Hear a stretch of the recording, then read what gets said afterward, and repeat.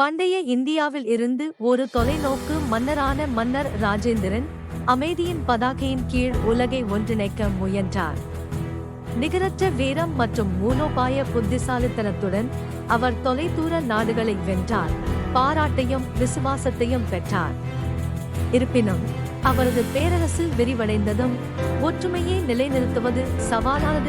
அதிகாரத்தின் பலவீனத்தை உணர்ந்த மன்னன் ராஜேந்திரன் ஒரு தனித்துவமான அணுகுமுறையை கடைபிடித்தார்.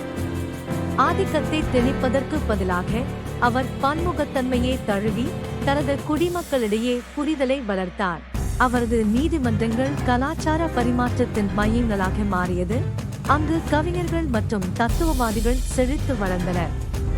மன்னன் ராஜேந்திரனின் மரபு ஒரு பரந்த பேரரசு மட்டுமல்ல, இணக்கமான சகவாழ்வின் நாடாவாகும். உண்மையான வெற்றி பிராந்திய விரிவாக்கத்தில் இல்லை என்பதை நிரூபித்தது. பச்சாதாபத்துடனும் மரியாதையுடனும் இதயங்களை வெல்வதில் உள்ளது என்பதை நிரூபித்தது. ஞானம் மற்றும் இரக்கத்தின் மூலம் உலகை வென்ற மன்னராக வரலாற்றில் ஒரு அழியாத முத்திரையை பதித்தார்.